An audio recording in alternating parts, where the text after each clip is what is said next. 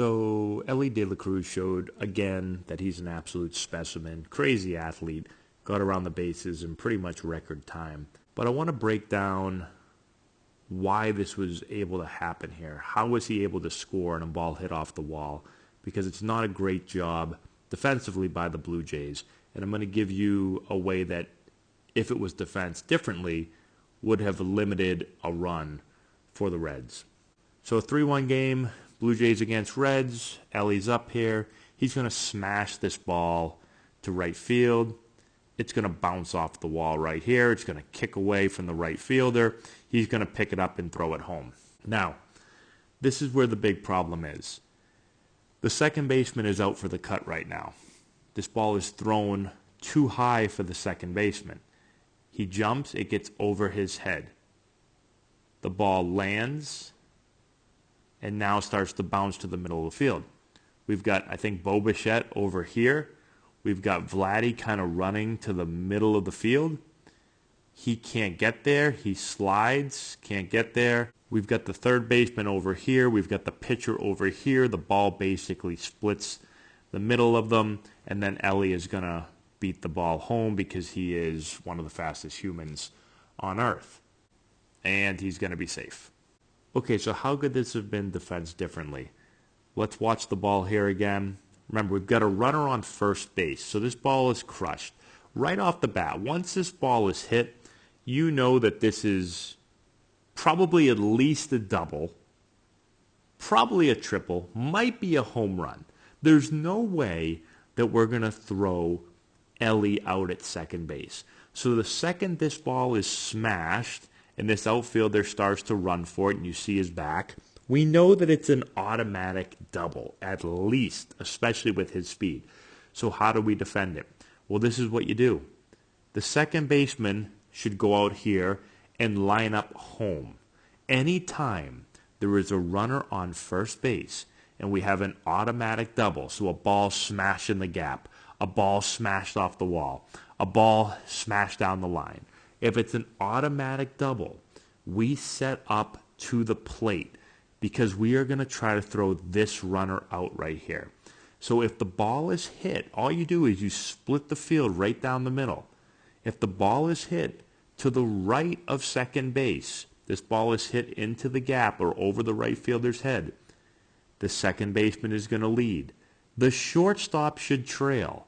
The shortstop should run over here and be behind the second baseman. I'm going to show you why in a second. What Vladdy should do is he should get to the inside of the base. He's going to watch the batter runner, so he's going to watch Elly touch first. He's going to make sure he touches it, because if he doesn't touch it, then we'll appeal that he didn't touch first base. Once he touches first and starts to run to second, Vladdy is going to trail him on the inside. He's going to trail him all the way to second, so that if for some reason we need to cut the ball and throw it to second, if Elly rounds the bag too far, we can do that. So now we'll have the second baseman out here. So second baseman will be here. Shortstop will be behind him, let's say about 30 or so feet behind him. First baseman is going to trail the runner to second, and now we're set up to 4. Now again, the reason we do this is right here. When this throw is made, it's a long throw, right? It's from pretty deep right field. If we had our shortstop in a double cut situation, some people call it a piggyback cut, some people call it a tandem relay, whatever you want to call it, if he was back here, he would read this throw. Once it gets over his head, he wouldn't jump for the ball. He would let the ball go. It would go right to our shortstop. Now our shortstop can cut the ball. He can throw 4. He can throw 3. He can just cut it and hold. But instead, again, because the ball gets over his head and we only have one cutoff man, we don't have 2, the ball is going to go into no man's land. So Vladdy, again, should be trailing and he should be here. There's no reason for Bo or any shortstop to be standing on second. There's no play at second. The ball is an automatic double. It was smashed off of the wall. So you're going to be, again, in a double cut or a relay, a piggyback or a tandem relay, again, whatever you want to call it. The ball would be caught. That would be the end of the play. When you don't line up properly, this is what happens right here. So hopefully that makes sense. Let me know if you've worked on that, if you've been taught that, if you're a baseball player, and let me know what level you play at as well. I think once players get on the big diamond, it's really, really important. Not so important on the small diamond because the field is so small. But once you get on the big diamond and balls can get to the fence and get down the line, throws get big. Even for major leaguers, it's long throws.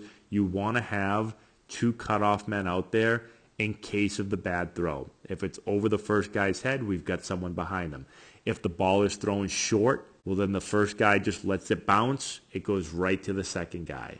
So that's all we have. Let me know if you have any questions in the comment section below. Subscribe to the channel, hit the notification bell, all this good stuff, and we'll talk to you later.